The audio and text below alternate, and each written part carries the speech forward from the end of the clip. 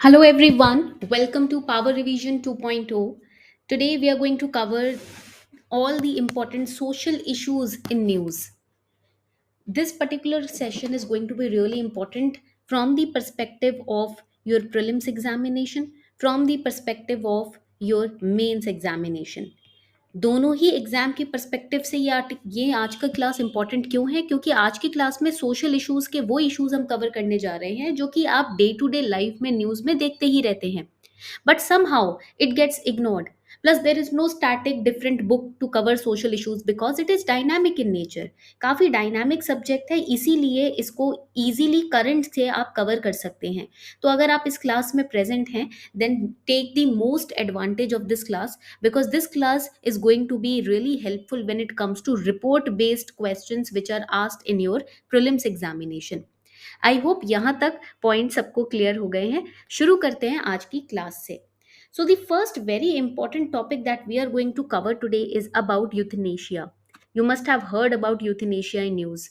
क्यों? क्योंकि एक बहुत ही फेमस केस आया था 2011 में, and that case was about the Aruna Ramachandra Shanbaug versus union of India, wherein passive euthanasia was given to Aruna ma'am. Now, the case has a very long lasting history. But let us understand what euthanasia is. Euthanasia, basically, why it was in news, because the French president had announced a very new legislation to legalize aid in dying. Aid in dying matlab euthanasia is aid in dying. ठीक है, when you are helping the person who is in a vegetative state to get let go of the body, that is ending, that means ending the pain of that person. Now euthanasia basically means mercy killing. ये एक term दिया गया है. India में active euthanasia allowed नहीं है, even passive euthanasia भी allowed नहीं है. बट ये जो पैसिव यूथेनेशिया है, ये आपका बहुत एक्सट्रीम सर्कमस्टांसेस में, एक्सेप्शनल सर्कमस्टांस में किसको दिया गया? पैसिव यूथेनेशिया दिया गया बहुत एक्सट्रीम सर्कमस्टांस में अरुणा मैम को. ठीक है, तो it is a practice of ending life of a patient to limit their suffering. That is your passive, that is your basic, the term meaning of euthanasia. इसको हम डाइंग विद डिग्निटी से भी associate करते हैं, which comes from the article 21. So euthanasia के साथ कौन सा आर्टिकल एसोसिएटेड है, ये याद रखना जरूरी है. Fundamental right almost social issues में, पॉलिटी में, गवर्नेंस में, हर जगह इंक्लूडेड रहता है, तो इसको आपको भूलना नहीं है. When we talk about types of euthanasia, there are several types of euthanasia. For example, we have the active type of euthanasia, which involves giving a legal injection. जब आप external force के through किसी की life को end कर रहे हो, which is allowed in Belgium and Canada. But passive euthanasia is जब आप किसी का ventilator, कोई ventilator पे आप उसको remove कर दें. My father was on ventilator 2 years back, and the doctor gave us the option कि now there is nothing left in the body. He is just surviving because of the ventilator. So you can just take the body along with the ventilator to your house. He made us understand कि we cannot as doctors remove the ventilator. It is not allowed to us. If you want to, then you can go to the courts. आप court में जाकर appeal कर सकते हैं if you want to end the the you can say pain of your father. But we cannot remove ventilator. So passive euthanasia is not allowed in India. तब मुझे पता चला था.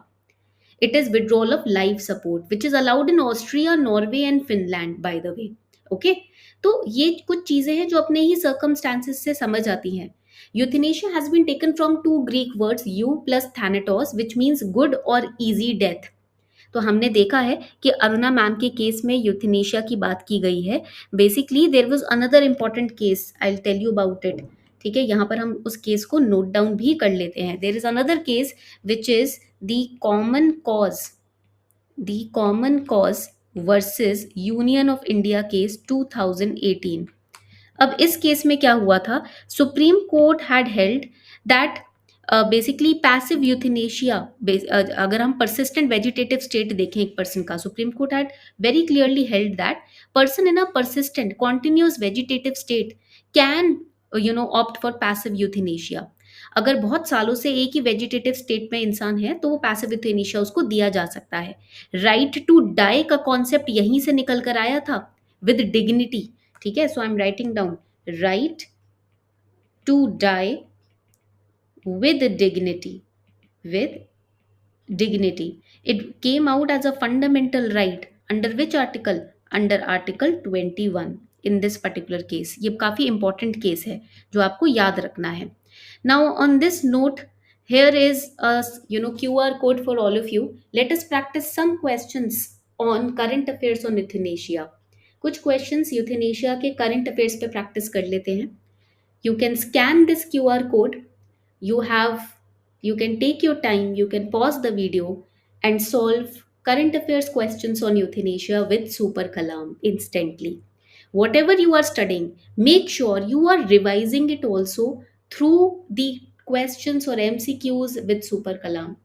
जो पढ़ा वो अभी के अभी सॉलिडिफाई कर लिया. कैसे? प्रैक्टिस करके. क्योंकि बाद में हम सब प्रोक्रास्टिनेट कर देते हैं. ऑल राइट, चलो मूव करते हैं हमारे नेक्स्ट टॉपिक की तरफ, which is the Mitakshara law. Very important topic. अगर आपने कॉमर्स बाय चांस ली हो तो 11th क्लास में इस लॉ के बारे में पढ़ते हैं सब लोग. Hindu undivided family, Hindu succession act, all of this in business studies it is taught. मैंने 11वीं क्लास में पढ़ा था Daya bhaga system, Mitakshara system, then what is Hindu undivided family, HUF, Hindu Succession Act. अभी recently when my father also passed away, we came across HUF accounts of my father. तो उसके अंदर भी कर्ता, को पार्सनर, इसके कॉन्सेप्ट बैंक्स ने हमें काफ़ी अच्छे से समझाए थे बैठा कर. तो from the environment, from your own learning experiences, काफ़ी चीज़ें ईजी हो जाती हैं जब आप करंट अफेयर्स की तरफ देखते हो. So Supreme Court has recently ruled that children who are born from void or voidable marriages, जो legally acceptable नहीं होती हैं, तो उनको भी आप अपने लेजिटिमेट प्रॉपर्टी का इनहेरिटेंस का हिस्सा मानेंगे. These children should be treated as an extended family of common ancestor, because इनकी गलती नहीं है ना. Why should they be devoid of any kind of wealth when they are not at fault, है ना. So that is why to give them equal right as per the other valid children, जो valid void marriage नहीं, valid marriage से आए हैं. ठीक है, तो ये पॉइंट हो जाता है. दे तो बेसिकली आप उनको लेजिटिमेट बना रहे हैं. This is something which is a very welcoming step by supreme court, क्योंकि बच्चा बच्चा है, उसको नहीं पता कि वॉइडेबल मैरिज से वो आया है, किस तरीके की शादी या किस तरीके के अरेंजमेंट से he has taken birth. He is innocent, है ना, ही और शी इज इनोसेंट. तो उनको भी इक्वल अधिकार मिलने चाहिए. सुप्रीम कोर्ट ने इनके भी राइट्स के बारे में सोचा है. So what is this Mitakshara law? वैसे तो हिंदू सक्सेशन एक्ट रिकॉग्नाइज करता है मिताक्षरा लॉ को, but what is this law actually all about? Mitakshara law is one of the two major Hindu law schools. Daya Bhaga and Mitakshara, ये दो लॉ स्कूल्स हैं हिंदू सक्सेशन एक्ट में.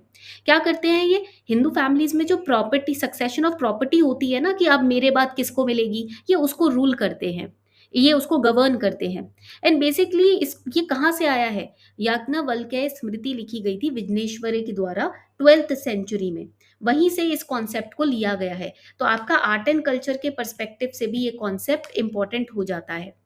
This law recognizes the concept of co-parcenary. Co-parcenary means ancestral properties jointly held by all the male members of the family. उसको हम co-parcenary बोलते हैं. They have equal rights in the property. That is known as co-parcenary law. Co-parcener has no absolute right. इस point को लिख लेते हैं यहाँ पर. Co-parcener has no absolute right to transfer his share. Why? Because his share is not definite or it is not ascertainable, है ना. Now according to this school, women could never become a co-parsoner. महिला नहीं बन सकती है school के अंदर. ठीक है, यहाँ पर लिख देती हूँ. It is for males. Women cannot become co-parsoner. This is again important. Okay ये भी इंपॉर्टेंट है. हाउएवर हिंदू सक्सेशन एक्ट में जो अमेंडमेंट हुआ था, ये जो एक्ट है यहाँ पर, इसमें एक अमेंडमेंट भी हुआ था. I will write it down. There was an amendment when in 2005. Now this amendment empowered women. It empowered women to become a co-parsoner. To become co-parsoner. तो ये अगेन इंपॉर्टेंट हो जाता है. ठीक है, like the males in the ancestral property, they can also become the coparcener. Now another one is Daya Bhaga school. मैंने आपको यहाँ बताया था Daya Bhaga school of thought. Basically this says inheritance is based on principle of spiritual benefit. Pind offering, जो पिंड दान करेगा उसको इनहेरिटेंस मिलेगा। मरने के बाद पिंड दान होता है ना यहाँ पर बंगाल और असम में ही इसको फॉलो किया जाता है, और किसी स्कूल में फॉलो नहीं किया जाता। इसका कोई सब स्कूल भी नहीं है, तो ये भी इंपॉर्टेंट है point. Okay, so now here we have a QR code for you to scan so that you can practice questions, current affair questions on the Mitakshara law. फटाफट से आप इस कोड को स्कैन कर सकते हैं ताकि आप भी क्वेश्चंस प्रैक्टिस कर सकें मिताक्षरा लॉ के ऊपर। You can scan the code and practice questions on Mitakshara law. You can pause the video and then you can practice. By the way, links to all the test questions that we are practicing right now are also given in the description box of the video below this video. Also, they will be pinned in the comment section. चलो next आते हैं holistic progress card के ऊपर, HPR. So there is a Parakh, which is a standard setting body under NCERT. It has devised the holistic progress card. Class 1 से class 2 के लिए foundational stage के लिए एक होलिस्टिक प्रोग्रेस कार्ड है। Class 3 to class 5 is known as preparatory stage, जिसके लिए ये कार्ड बनाया है। Middle stage is class 6 to 8. For them also HPR has been created by Parakh. तो स्टैंडर्ड ऑफ लर्निंग को स्टैब्लिश करता है एनसीईआरटी के अंडर परख ऑर्गेनाइजेशन। होलिस्टिक प्रोग्रेस कार्ड एक 360 degree multi dimensional report card है which reports the progress of the learner, every learner, whether it is on the basis of cognitive progress, affective progress, socio emotional, psychomotor domains, सारे domains पे physical से लेकर mental तक HPR monitors the progress of each and every student, each and every learner.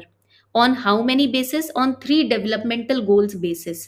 Health and wellbeing का development notice किया जाता है बच्चे के अंदर, उनके कम्युनिकेशन स्किल्स को नोटिस किया जाता है, एंड उनकी इन्वॉल्वमेंट, उनकी प्रेजेंस ऑफ माइंड को नोटिस किया जाता है HPR के अंदर। So basically it helps to map the status of each child's learning for foundational literacy and numeracy skills.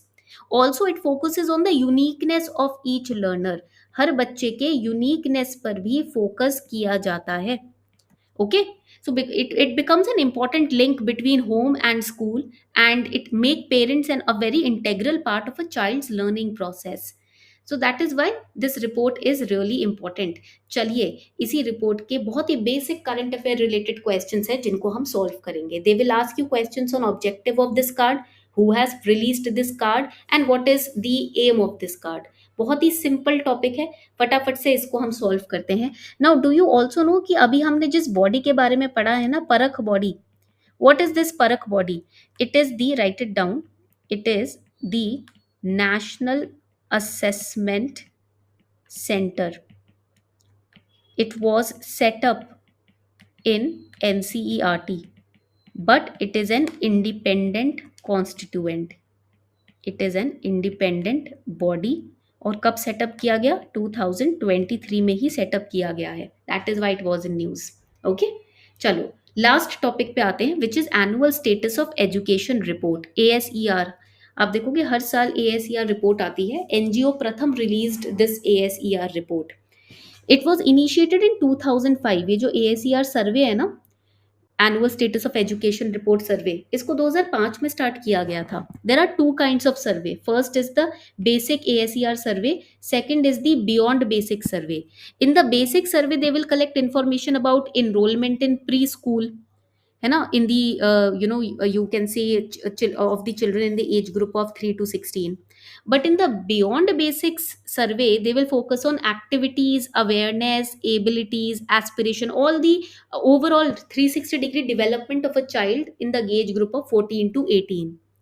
अब इस बार की फाइंडिंग्स क्या आई हैं इस सर्वे की? The key findings have been that when it comes to the 14 to 18 year old kids, 86.8% are enrolled in either school or either in college. And total 84% young लोग ऐसे हैं जिन्होंने अपनी पूरी स्कूलिंग कंप्लीट की है, जिन्होंने 8th क्लास या उससे ऊपर तक की क्लासेस की स्कूलिंग कंप्लीट की है अपनी। About 25% still can not read in basically standard 2 level का टेक्स्ट फ्लुएंटली अपने रीजनल लैंग्वेज में नहीं पढ़ सकते। But it has been notice that females have been outperforming males when it comes to reading text in regional language. But when it comes to arithmetic skills, वहां पर males are more you can say efficient in then the females. So ये कुछ तरीके के आप देखोगे surveys होते हैं about the learning pattern, based on the gender also and neutrally as well, about the schooling pattern, about the arithmetic skills and reading skills of a particular child. That is the annual status of education report 2023 all about. और आपको पता है कि ये जो surveys होते हैं, इनमें ही एक और बहुत इंपॉर्टेंट सर्वे होता है जिसको बोलते हैं national achievement survey. National achievement survey national level survey होता है जिसमें state government, government aided school, private unaided, central government schools में सर्वे कंडक्ट किए जाते हैं based on the learning pattern of a child. So चलो, on this basis let us solve some questions. कुछ questions solve कर लेते हैं and then we can wrap up our session. You can scan this QR code and you can solve the questions, and also do not forget to share your scores with me in the comment section. जब आप अपने scores छोड़ के जाते हो comment section में, मुझे समझ आता है कि daily who is practicing on a consistent basis and who is revising and scoring good on a consistent basis. So this was your class for today. I hope you enjoyed this session everyone. उम्मीद करती हूँ आपको ये session अच्छा लगा हो. Social issues बहुत ही important part है हमारे प्रीलिम्स की तैयारी का, तो इस क्लास को खत्म होने के बाद रिवाइज जरूर करना, ठीक है. Thank you so much everyone, take care.